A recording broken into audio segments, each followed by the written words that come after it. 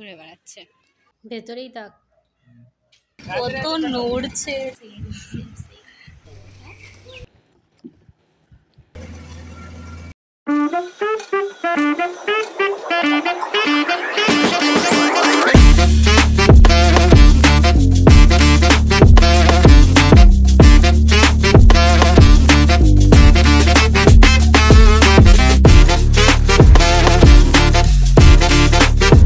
Good morning everyone. So it's day 2 in Andaman. So সকালটা খুবই সুন্দর ছিল, এত সুন্দর একটা সানরাইজ দেখে ঘুম ভাঙলো। সো আমরা যেহেতু আজকে সকাল সকালই বেরিয়ে পড়বো, তাই আমি ঘুম থেকে উঠেই একদম তাড়াতাড়ি ফ্রেশ হয়ে নিয়েছি। এবার রেডি হয়ে নেব। সো আমি হয়ে গেছি full ready. We are now training. Same. হ্যাঁ, তো এই ট্রিপে তোমরা আমাকে বেশিরভাগটাই দেখবে সেম ড্রেসে। তো আমরা এই ট্রিপে চেষ্টা করেছি সেম পরার, তো বেশিরভাগ ড্রেসগুলোই আমাদের সেম। সো ফুল রেডি হয়ে আমরা সবাই বেরিয়ে পড়লাম আমাদের ডেস্টিনেশনের উদ্দেশ্যে। তো আমরা এবার যেখানে যাব সেখানে যাওয়ার জন্য আমাদেরকে বোটে যেতে হবে। তো আমরা এখান থেকে ফার্স্টেই বোটের টিকিট করে নিয়েছিলাম। সো এখান থেকে নিয়ে যাবে নর্থ বে আইল্যান্ড আর রস আইল্যান্ড। তোমরা দুটো একসাথে করতে পারো, সিঙ্গেলও করতে পারো। সো ডিটেলসে তোমাদের সাথে একটু বলি। রস আইল্যান্ডের জন্য 470, নর্থ বের জন্য 670, আর দুটো একসাথে করলে 870। তো আমরা এখন যাচ্ছি রস island. So excited, very excited.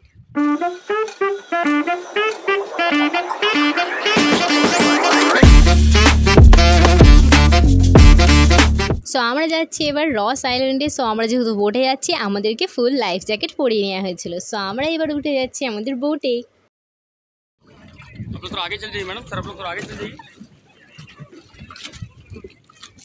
কত নড়ছে এটা।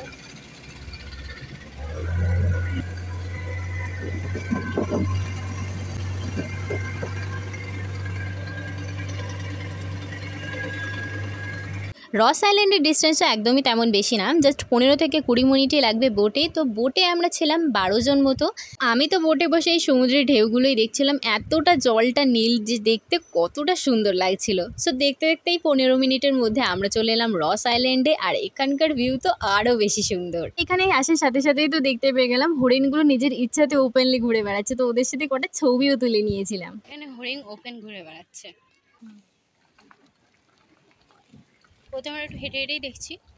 হ্যাঁ, সো আমরা ঠিক করেছিলাম বাকিটা আমরা হেঁটেই ঘুরবো। এত একটা সুন্দর জায়গায় হরিণগুলো নিজের ইচ্ছাতে ঘুরে বেড়াচ্ছে, সামনে থেকে দেখতে পাচ্ছি। এর থেকে ভালো আর কি হতে পারে? গাড়িতে ঘুরলে আর তেমন কি আর দেখতে পাবো। সো মেনলি এটার জন্যই আমরা হেঁটে ঘুরছিলাম। তোমরা চাইলে তোমরা অবশ্যই গাড়ি করে নিতেও, বাট বেশি ডিস্টেন্স না, হেঁটে গেলেও এমন কিছু অসুবিধা হবে না। বাট যেহেতু গরমটা অনেক বেশি ছিল, সেজন্য কষ্টটা হচ্ছিল।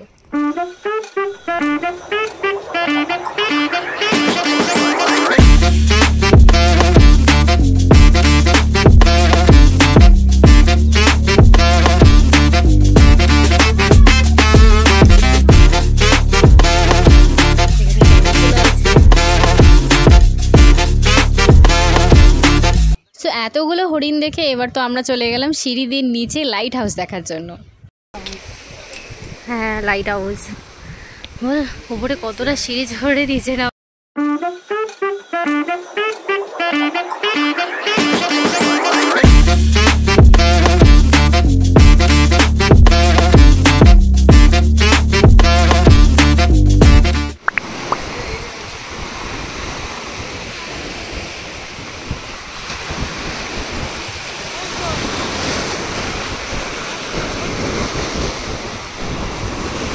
সো এই ভিউটা তোমাদের কেমন লাগলো আমাকে কিন্তু অবশ্যই জানিও। আর এখানকার জলটা এতটাই পরিষ্কার, ভেতরের পাথরগুলো পর্যন্ত পরিষ্কার বোঝা যাচ্ছিল।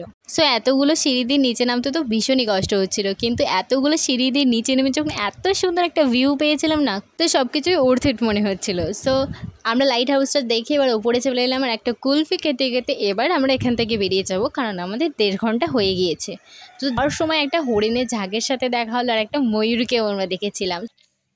সো এই আইল্যান্ডে নামানোর সাথে সাথেই তো আমাদের বলা হয়েছিল আমাদের 1.5 ঘন্টা দেওয়া হচ্ছে, তো 1.5 ঘন্টার মধ্যে ঘোরা কমপ্লিট করে নিতে। সো আমরা আমাদের ঘোরা কমপ্লিট করে একদম টাইম মতোই চলে এসেছিলাম। আর এবার আমরা যাবো নেক্সট ডেস্টিনেশনের উদ্দেশ্যে। তো এবার আমাদের নেক্সট ডেস্টিনেশনটা হলো সেলুলার জেল। সো টিকিট কেটে প্রথমেই চলে এসেছিলাম এখানে। তো এখানে একটা সেলুলার জেলের ফুল স্ট্রাকচার ছোটো মডেল দেওয়া ছিল, সো এটা একটু দেখলাম। তারপরে এখানে বিভিন্ন ধরনের ইনফরমেশান দেওয়া ছিল এখানে, তো সেগুলো একটু দেখলাম। তারপরে চলে গেলাম আমরা ভেতরটা ঘোরার জন্য।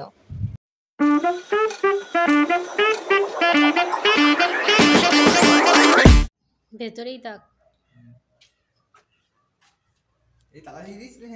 সো জেলটা যেহেতু অনেকটাই বড়, তাই আমরা একটু আস্তে আস্তে হেঁটে হেঁটে ঘুরে ঘুরে দেখছিলাম আর ছবি তুলছিলাম। আর যেহেতু আমরা দুপুর নাগাদ এসেছিলাম, তো জেলটা প্রায় অনেকটাই ফাঁকা ছিল, তো ফাঁকা দেখতে ভালোই লাগছিল।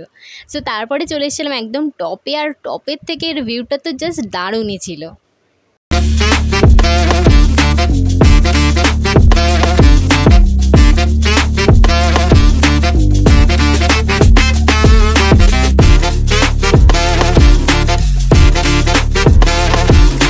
সো সেলুলার জেল তো দেখে নিলাম। এবার আমরা বেরিয়ে পড়লাম আমাদের নেক্সট ডেস্টিনেশনের জন্য। তো এবার আমরা যাচ্ছি অরফিন কো বিচে।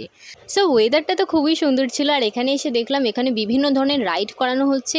একটু একটু ইচ্ছা হচ্ছিলো রাইড করার, বাট যেহেতু ড্রেস নিয়ে আসিনি, তারপরে আজকে ড্রেসটাও এমন ভিজে গেলে কোনো কিছু করার থাকবে না, আর এটার জন্যই ভীষণ প্রবলেম ফেস করেছি। বাট এখানে যেহেতু দেখলাম কাইকিং করাচ্ছে, আর আমার কাইকিং করার ভীষণ ইচ্ছা ছিল, তো এই সুযোগটা আমি ছাড়তে চাইছিলাম না। সো রেডি হয়ে গেলাম, আর আমাদের মাস্টার আমাদেরকে গাইড করে দিলেন কি কি করতে হবে।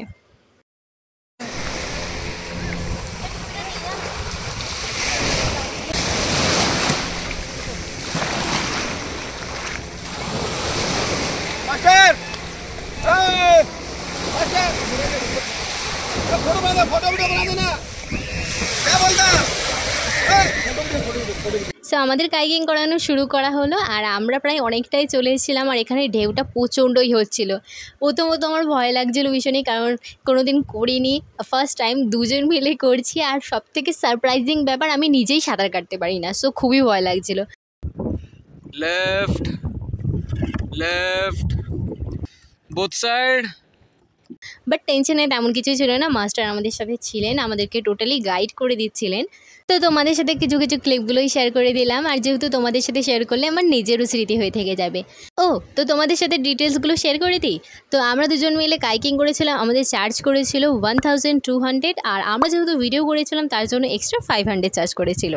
So it was the best experience in my life. Kayaking করে তো খুব মজা করেছে, খুব ভালো লাগছিলো, বাট একটাই দুঃখ ছিল। সো আমি যেহেতু এক্সট্রা ড্রেস ক্যারি করিনি, আমার জামা পুরো ভিজে গিয়েছিলো আর শোকাতেই চাইছিল না। সো তোমরা কিন্তু আসলে এই ভুলটা করো না, সবসময় এক্সট্রা ড্রেস ক্যারি করবে। সো আজকের ভিডিওটা এত দূরই, দেখা হচ্ছে নেক্সট ডের ভ্লগে। So thanks for watching, by.